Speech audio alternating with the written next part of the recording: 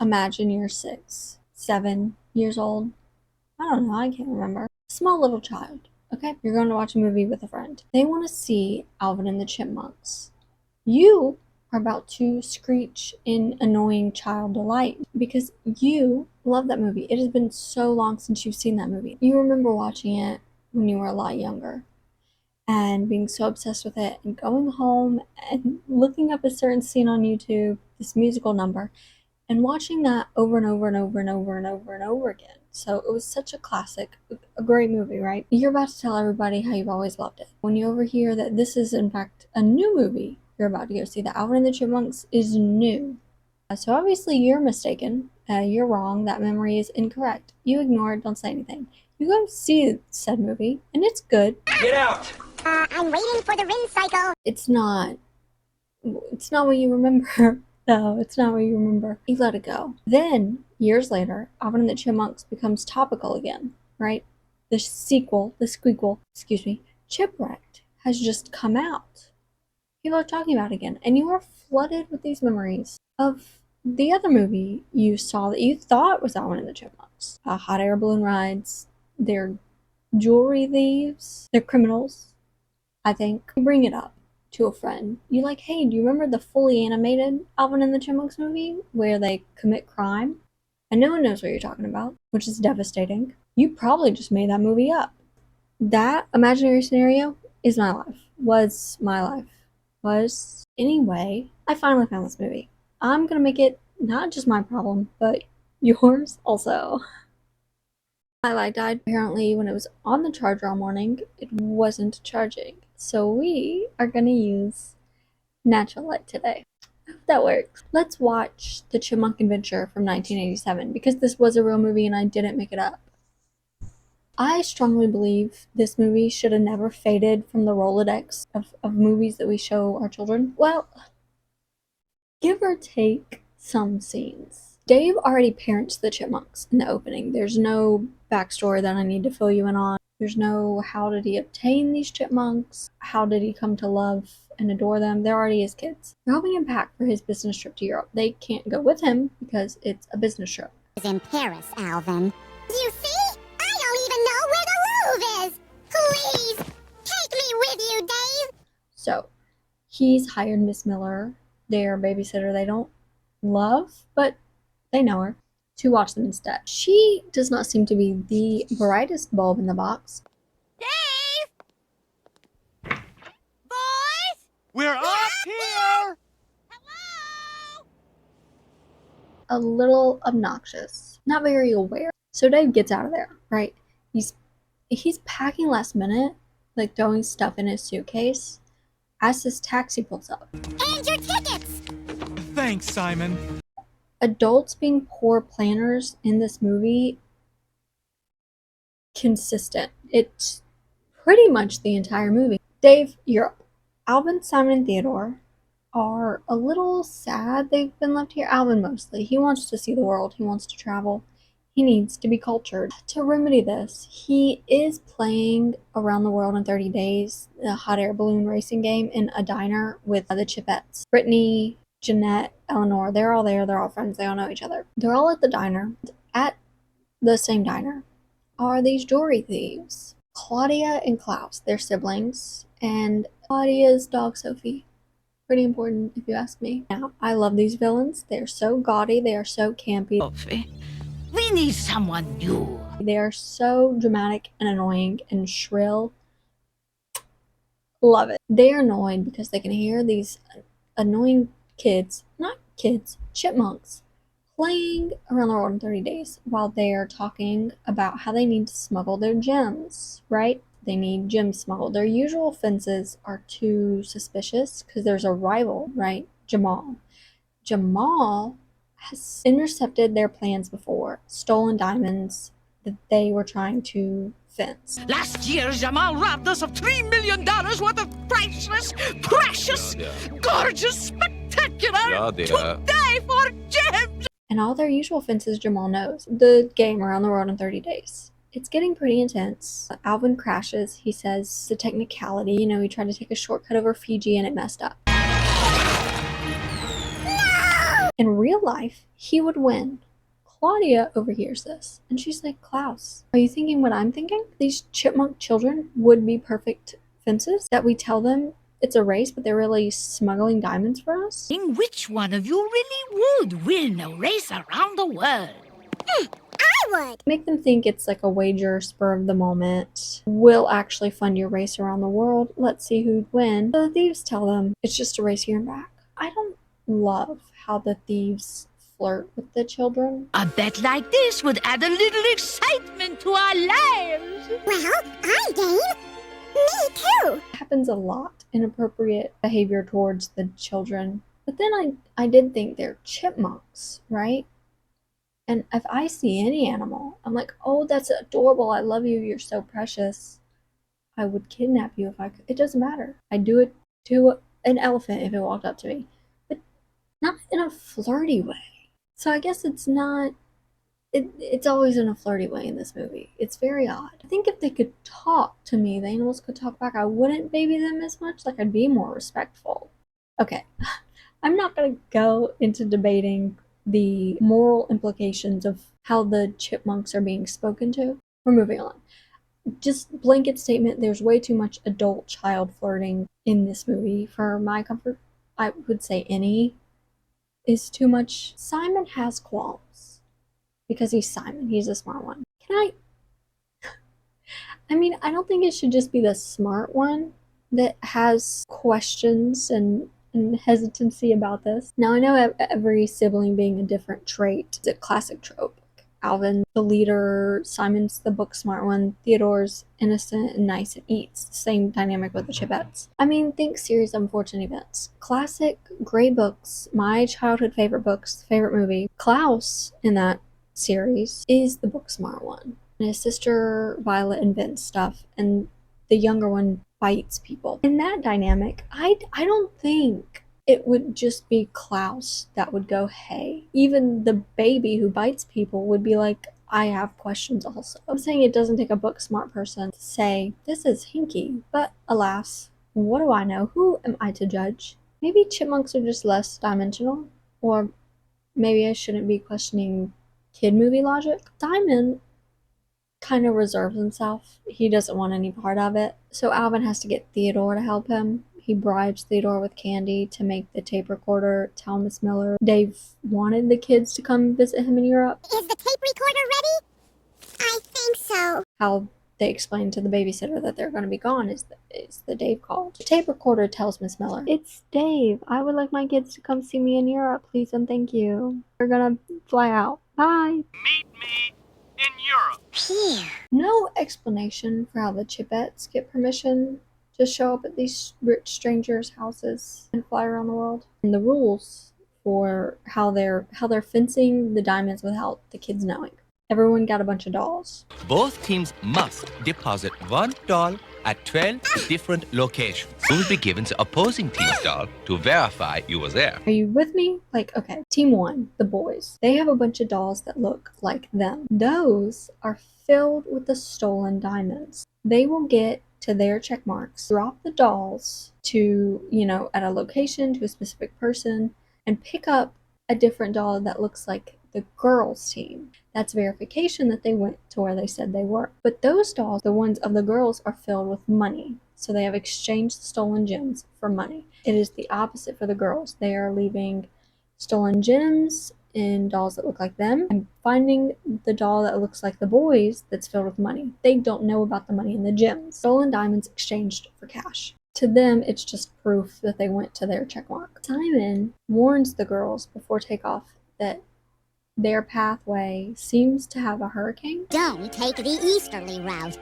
I heard on the news there's a hurricane coming from that direction. Brittany is like, he's lying. He just wants to thwart our plan. He wants us to lose. We're all familiar with Simon, or Simon's stereotype at least. He's smart.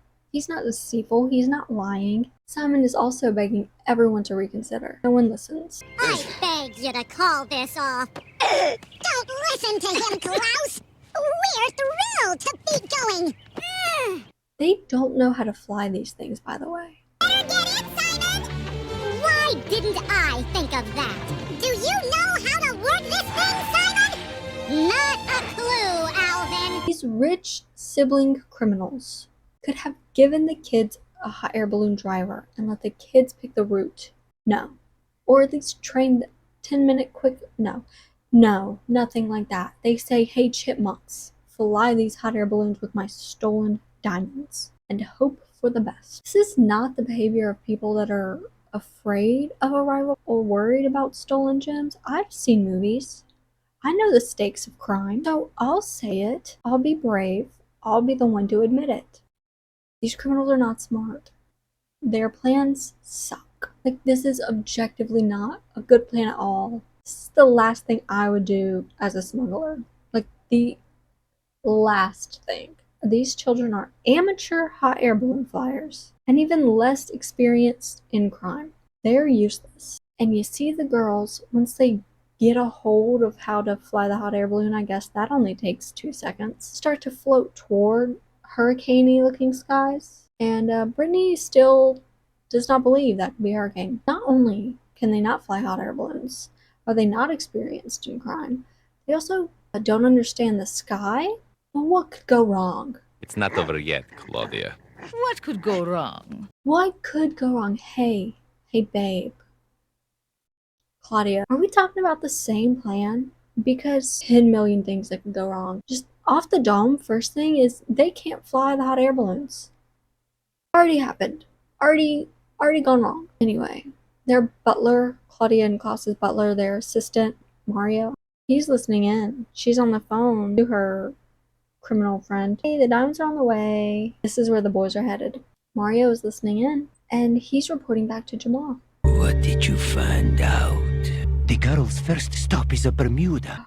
Oh my gosh. So they're trying to fence the diamonds around Jamal, and Mario is reporting to Jamal. He's like, this is exactly where these kids will be. Send your goons after them. Well, Sisvan, it looks like you're off to Bermuda, and you, Cuomo, Mexico City. And I love that. I love when rich people's workers turn on them. That's what you get for being cruel to your workers and for being rich, which I guess usually go hand in hand. Jamal sends his goons after the kids to steal the diamonds. First check-in this race around the world. The girls have crashed. Why? Because they flew through a hurricane. A breeze? It was a hurricane, just like Simon said. But they're close enough to their first drop-off point that it's fine, it doesn't matter. And the boys, they go to Mexico. Isn't Rio beautiful? We're in Mexico, Theodore.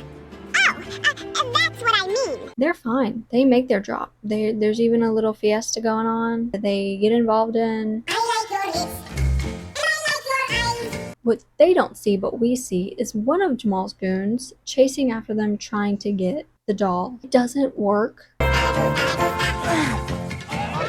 Because just things keep happening. It keeps getting knocked out of his hands. He's just very unlucky. One thing during the fiesta, people are flirting with the chipmunk kids. Don't love that. Again, I'll say it. I'll be brave. Don't love it. Goon fails. Does not get the diamonds. Doesn't get the dolls. Nothing. Nada. First drop off from the boys went great. The girls, they got to their drop off point and they're meant to meet with this guy on the docks named Anton. Busy scuba diving. So they should just sit there and wait. They don't. They scuba dive down there, down to sunken pirate ship. Because Brittany didn't want to wait. She's like, we've got a race to win. Let's just go see Anton, what he's doing down there. And they were supposed to. They find their doll. They exchange it. Granted, a shark does chase them. And goon of Jamal's that was after them. He follows them down there.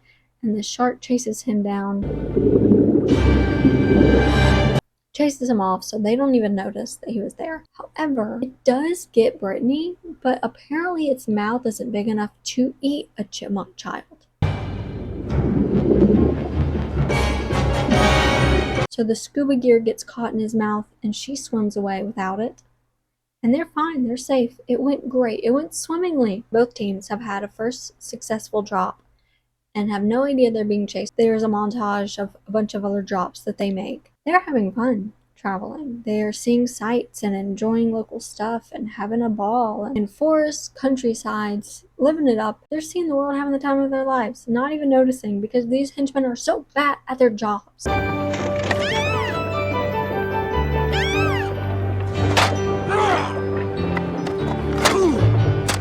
are they doing this? traveling via hot air balloon. Not just that, but taking time to see the sights and enjoy things and exchange dolls and go look for the dolls in the short span of Dave's business trip? I don't know. And I did mention the girls' first drop, their balloon crashed because of a hurricane. How did their balloon get fixed? It just did. Not relevant at all. It's fine. They're fine. Back to the villains, Claudia and Klaus. One thing is Klaus has beef with Sophie, the dog. Genuinely. Hiring kids to transport your stolen diamonds and a small rat dog being your rival. Okay. One thing this movie does perfectly, well, one of the things this movie does perfectly, aside from everything else, is the villains. They are so campy, so ridiculous, evil and not smart. That is the essence of rich people. I do love their flair. I love villains like this. I love how snotty they are. I do sort of envy Sophie though, the dog. She does have the life that I want. Which, so they're thrilled, with the progress the kids have made. The girls have made 6 drop-offs. Good. And the boys? They don't know about Jamal's goons, Jamal's henchmen. They're just getting progress reports. Hey, the kids have been here, they got their dolls, they're on the way. Now, eventually both the teams have an overlapping drop-off. Jeanette and Simon are smart enough to be like, hey, do you guys feel like you're being followed, like people are watching you? Trouble along the way? Well, there was this guy. Nothing but smooth sailing. And you? Well, actually, I get the feeling it's been a piece of cake. And Alvin and Brittany are like, shut up, don't tell the other team you might be having problems. We're fine. It doesn't get discussed, glossed over, ignored. Though, they do kind of have a competing, I'm tougher than you, I'm cooler bit going on, and it leads to my favorite scene. This is one of the 2 musical numbers that I would watch on repeat after I watch this movie.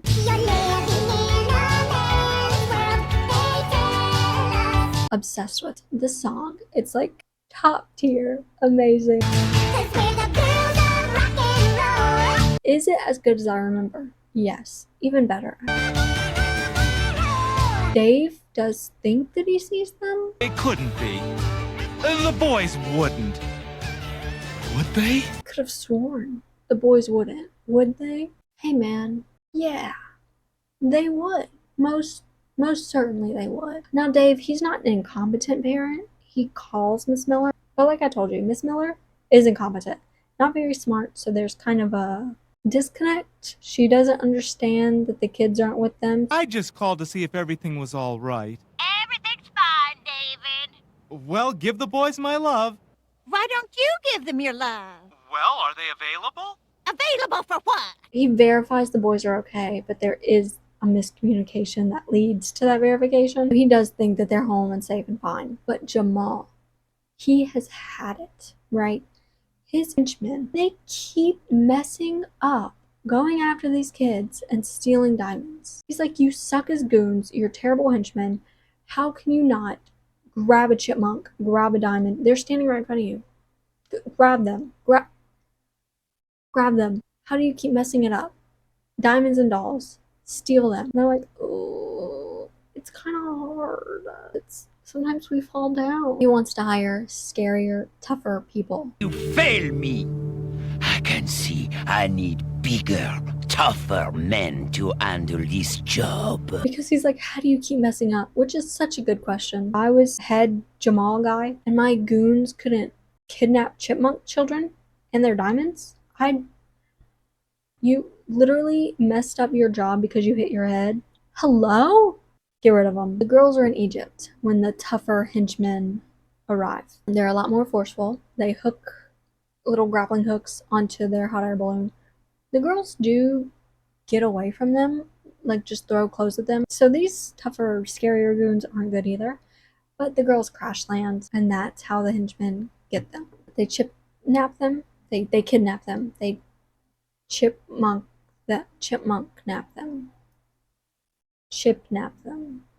And their dolls. They take them to Jamal's connection in Egypt, which is this child ruler. Jamal ordered the girls and the dolls to be returned so he would have all the diamonds and the cash and the kids. But this guy, this child ruler, he wants to keep the Chipettes because he wants to marry Brittany. If you think I'm gonna marry that pint-sized twerp, you're nuts! Yeah, it's a grim turn. Evil, patriarchy, disgusting, child marriage. Topic-heavy movie. But we'll gloss over it. He gifts Brittany a penguin that he stole that got ripped away from its penguin family. Poor little thing is homesick. I'm not exactly thrilled to be here myself, Jeanette. They want to find their dolls and leave. They plan to sneak out. They're always my favorite. I've always been a Brittany and Jeanette girl. They are my favorites. So we get this little team thing of them two sneaking out, find the dolls and leave. The dolls are surrounded by snakes, so they snake charm them.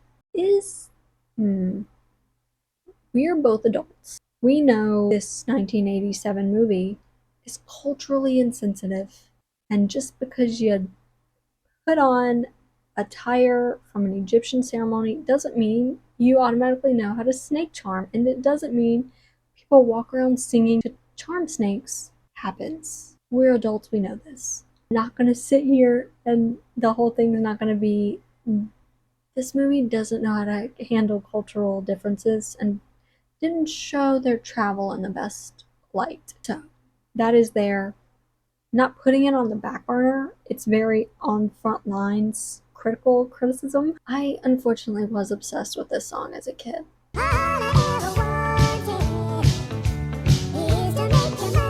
They sing to charm the snakes. The snakes fall in love with them, make them synchronize dance. The issue is those are the lyrics? Tell me what I need to do to get lucky with you? Surely. Hello? Yeah, not only flirting with kids is a weird thing, they put them in weird outfits and so they distract the snakes, grab the dolls, and get out of there. After using the snakes as ropes to climb down. Duh, how else would you get out? Where was Eleanor? She snagged the baby penguin. She stole the baby penguin. The girls throw the race. They willingly lose the race to get the penguin back home. How do we get to Antarctica? Return it to its family. Where are the boys? They took a shortcut. Like in the game, when they took the shortcut, it went badly. I'm not gonna say the same thing is about to happen, but it is. They took a shortcut. And in the game, there was a bunch of fires and volcanoes, and they lost and died. So how does that translate, foreshadow, into this moment? Well, Theodore gets kidnapped by villagers, natives of the island, who have spears. And Alvin and Simon, go find them, hostage negotiate. And we take 'em, little butterball. You steal 'em from us last night.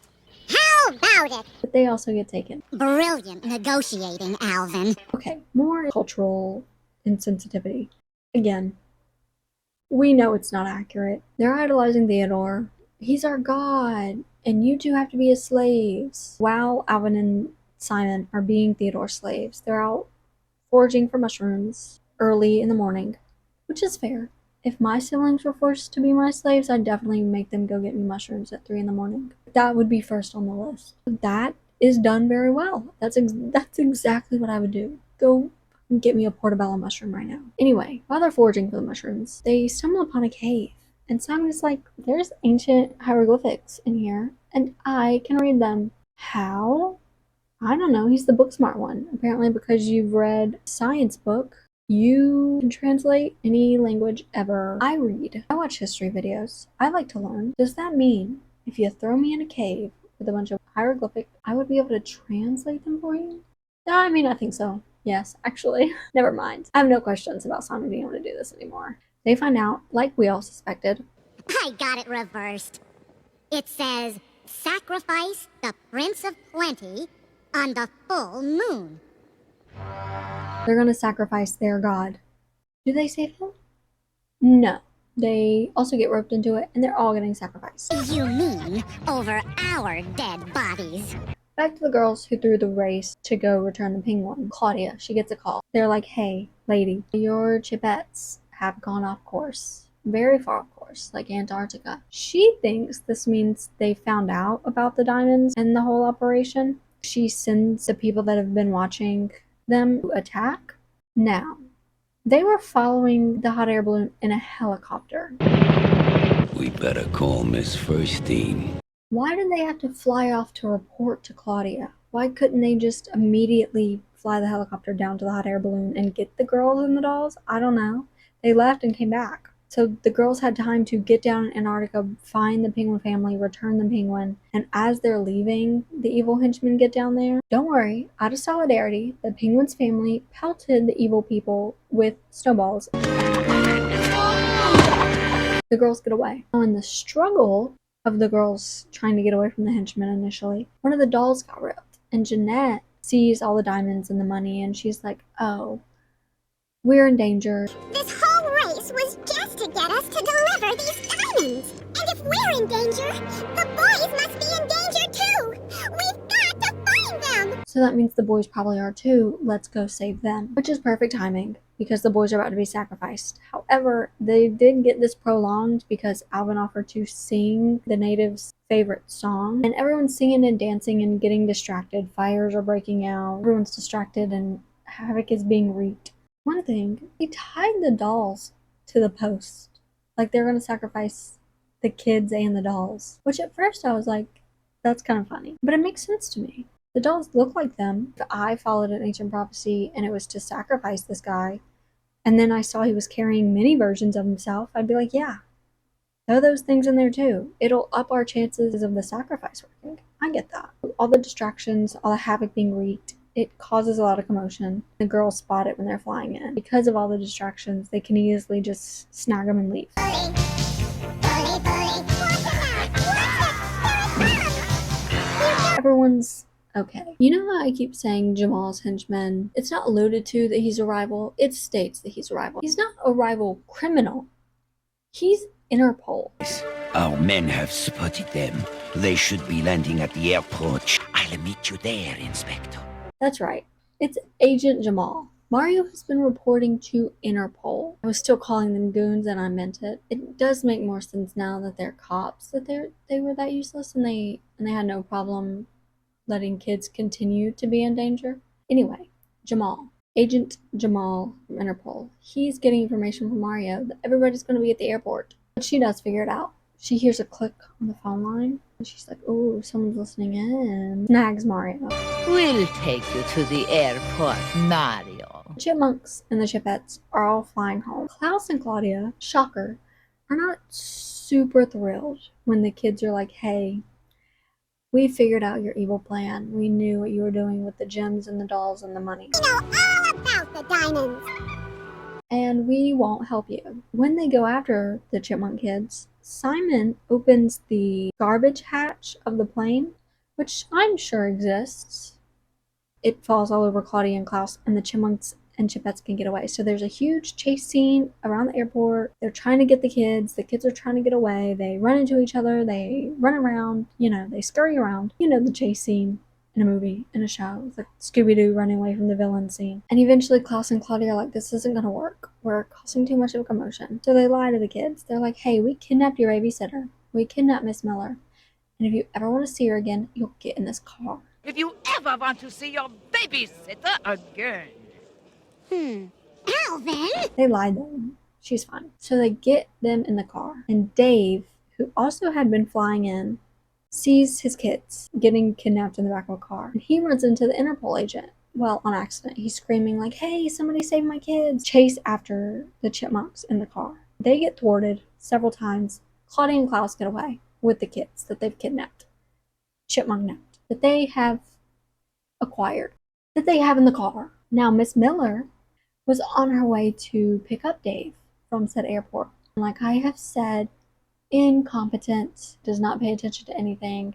So she does not notice the wrong side of the road sign when she turns into the airport. And she crashes into Claudia and Klaus. You should have been wearing your seatbelt. And that leads to the cops getting Klaus and Claudia. If it isn't my old friends. And so is Sophie. Sophie also gets apprehended. Like she did something. All the Chipmunks, the Chipettes run into Dave's arms. Dave! Oh. They're like, thank goodness we're safe, we're home, everyone's okay. I love you, Dave, I missed you. It's cute. Where are their parents? I don't know. But I love that it shows that Dave also cares about the Chipettes. Alvin's more upset that he didn't get the money he was promised for winning the race, even though no one did. Don't we get anything? Alvin! But we just cracked a huge smuggling ring. We'll give you half. Alvin! So it does end with the classic Alvin scream from Dave. That was the Chipmunk Adventure. This is really odd. The other movie I just did a review on, Dragon Hunters. I could sit and talk about how beautiful it was. I cut out so much of me just talking about everything means something, blah blah blah blah. This is just a kids movie. It's fun, it's super fun, it's really good. And sensitive at sometimes. A little odd. Heavy topics, they just kind of go, haha, that's funny. But it's better than the other Alvin and the Chipmunks movies. I love the villains. I love that Dave loves them and doesn't like loathe them, like you don't have to see him come around. Those are his kids that he loves and adores. This was a good movie, super fun, super cute. I guess what we can take away from it. If you're a chipmunk child, be more cautious of strangers offering you hot air balloons. Overall, be kind to animals, because out of solidarity, they could pelt your enemies with snowballs. And the patriarchy is bad. Boys and girls can do the same things, which is a good moral message. You know, I'm never going to shoot that down. Taking away wonderful messages. I would argue it's also got a great message for criminals. Don't fence your stolen diamonds via children unaware of the situation, or even aware of the situation. I'll say it. Keep children out of crime. Let's leave kids out of crime. I'll be brave. I'll take that stance. If you don't care about the moral issue with having kids involved in crime, keep them out of it because they suck at it. So I just wanted to talk about this movie. I needed proof I didn't make it up in my head. Thanks for being here. Okay. Bye.